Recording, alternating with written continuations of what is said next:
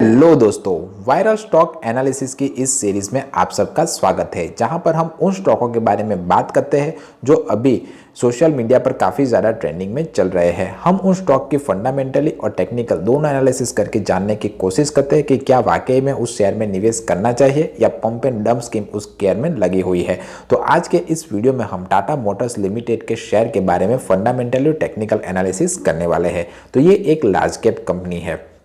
इसकी शेयर की current price around 786 rupees चल रही है। टाटा मोटर्स क्या करती है इसके बारे में आपको बताने की कोई ज़रूरत मुझे नहीं है। आप मुझे कमेंट करके बताइए कि टाटा मोटर्स के कौन कौन सेक्टर में काम करती है। इसका market cap around 2,89,492 crore rupees के आसपास है। यानी कि अगर आपको इस कंपनी को खरीदना हो तो 2,89,492 करोड़ रुपीस अभी देने पड़ेंगे। करंट मार्केट प्राइस इस शेयर की 786 रुपीस चल रही है। इसने इस साल हाई 1,179 रुपीस का लगाया हुआ है और लो इसने 696 का लगाया हुआ है। स्टॉक का पीई यानी कि पी बाई ई रेशियो 8.65 चल रहा है। यानी कि कंपनी के 1 रुपये के सामने लोग 8 रुपये 65 पैसा देने के लिए तैयार है। इस कंपनी की बुक वैल्यू 275 रुपीज़ है, जबकि इस कंपनी ने डिविडेंड अपने इन्वेस्टरों को 0.38% का दिया हुआ है। इसका आरओसी यानी कि रिटर्न ऑन कैपिटल एम्प्लॉयड 20.1% का है, जबकि इसका आरओई 49.4% का है। इसकी फेस वैल्यू 2 रुपये के आसपास है। अब इस कंपनी की कुछ अच्छी और बुरी बातें देखें तो कंपनी हैज़ रिड्यूस इस डेप्ट यानी कि कंपनी के ऊपर जो कर्जा है वो उसने घटाया हुआ है। कंपनी ने अच्छा प्रॉफिट ग्रोथ दिखाया हुआ है। अराउंड लास्ट 5 ईयर का CAGR 93.1% का है। पर कंपनी की जो बुक वैल्यू है उससे वो 2.86 टाइम्स ज़्यादा ये ट्रेड कर रहा है, जबकि प्रमोटर की होल्डिंग भी घटी है उस क्वार्टरली में, यानी कि 3.78% प्रमोटर्स ने अपनी होल्डिंग्स घटाई हुई है। इसकी जो कॉम्पिटिटर कंपनी है उसमें Ashok Leyland, Olectra green tech, Force Motor, SML, Isuzu जैसी कंपनियां इसकी कॉम्पिटिटर कंपनियों में आती है। क्वार्टरली रिजल्ट्स देखें तो इसका सेल्स ग्रोथ 1,01,450 करोड़ के आसपास है, जबकि इसका एक्सपेंसेस 89,291 करोड़ के आसपास है। पिछले क्वार्टर्स की तुलना में इसकी सेल्स थोड़ी कम हुई है, आप यहाँ पर देख रहे हो। इसका नेट प्रॉफिट 3,450 करोड़ के आसपास है, जो पिछले क्वार्टर में 5,692 करोड़ के आसपास है। यानी कि पिछले क्वार्टर की तुलना में इस क्वार्टर में इसका प्रॉफिट घटा है, आप देख ही सकते हो।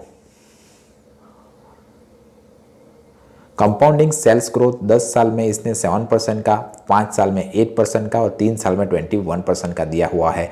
कंपाउंडिंग प्रॉफिट ग्रोथ इसने 10 साल में 8% का, 5 साल में 93% का और 3 साल में 128% का दिया हुआ है। स्टॉक प्राइस का CAGR 10 साल में 4% का, 5 साल में 37% का और 3 साल में 18% का, जबकि 1 साल में 11% है। जबकि रिटर्न ऑन इक्विटी इसने 10 साल में 9% का, 5 साल में 6% का, 3 साल में 15% का और लास्ट ईयर इसने रिटर्न ऑन इक्विटी 49% का अपने इन्वेस्टरों को लागत दिया हुआ है। अब डेप्टर्स डे देखें तो वे सिर्फ 14 का है।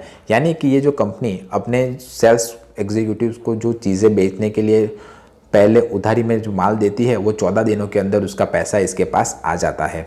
बहुत सारी कंपनियां एडवांस में माल भरवा देती है अपने लोगों को, दुकानदारों को, और उसके बाद जो रिकवरी करने का जो टाइम पे पैसा आने का काम करता है उसे डेप्टर डेज कहा जाता है। जितना कम डेप्टर डेज होता है उतना अच्छा स्टॉक माना जाता है। तो इसका डेप्टर डे काफ़ी कम है, ये आप देख ही सकते हो, और इम्प्रूव भी हुआ है पिछले सालों की तुलना में। प्रमोटर्स के पास 42.58% शेयर है, जो पिछले क्वार्टर्स में 46.36% है। यानी कि प्रमोटर्स का अपनी कंपनी के ऊपर भरोसा थोड़ा घटा है, इसने अपने शेयर बेचे हैं। FIIs के पास 20.55%, DIIs के पास 16.08% शेयर पड़े हुए, पब्लिक के पास 20.49% शेयर अवेलेबल है। आपने भी अगर इस कंपनी में निवेश किया हुआ है तो मुझे कमेंट करके बताएं कि कितना रुपए आपने डाले हुए और इसके सामने आपको कितने रिटर्न्स मिल रहे हैं। तो ये हुई इस कंपनी का फंडामेंटल एनालिसिस। अब हम इस कंपनी की टेक्निकल एनालिसिस करके भी देख लेते हैं। मैंने ट्रेडिंग व्यू में इस कंपनी का चार्ट ओपन करके रख दिया है। तो ये कंपनी तकरीबन 1,174 रुपीज़ का हाई लगाकर कंटिन्यूसली नीचे गिर रही है। इसको मैं 9 और 15 EMA की स्ट्रेटजी के थ्रू आपको बताता हूं। मैं टेक्निकल एनालिसिस करने के लिए 9 और 15 EMA की स्ट्रेटजी को यूज़ करता हूं। अगर कोई शेयर 9 और 15 EMA के ऊपर ट्रेड कर रहा है तो वो एक बुलिश शेयर माना जाएगा, और अगर कोई शेयर 9 और 15 EMA के नीचे ट्रेड कर रहा हो तो वो एक बेरिश शेयर माना जाएगा। तो हाल में टाटा मोटर्स नीचे के लेवल पर ट्रेड कर रहा है। अगर आप इसमें ट्रेडिंग करना चाहते हो तो शॉर्ट पोजीशन बना सकते हो, पर अगर इस कंपनी की फंडामेंटल वैल्यू अच्छी है और अगर आप इसे खरीदना चाहते हो तो ये एक आपके लिए अच्छा मौका है। पर अगर आपको ये शेयर खरीदना हो तो अपने फाइनेंशियल एडवाइजर की सलाह लेने के बाद ही खरीदिएगा और प्रॉपर टारगेट और स्टॉप लॉस लगाकर इस कंपनी में निवेश कीजिएगा अगर शॉर्ट टर्म के लिए इस कंपनी में पैसे लगाने हो तो। वरना अगर लॉन्ग टर्म के लिए देख रहे हो तो आप अच्छा खासा रिटर्न्स कमा सकते हो आने वाले सालों में। आपका इस शेयर के बारे में क्या कहना है मुझे कमेंट करके बताइए। वीडियो पसंद आया हो तो वीडियो को लाइक कीजिए, चैनल को सब्सक्राइब कीजिए। मिलते हैं अगले वीडियो में, तब तक के लिए बाय बाय।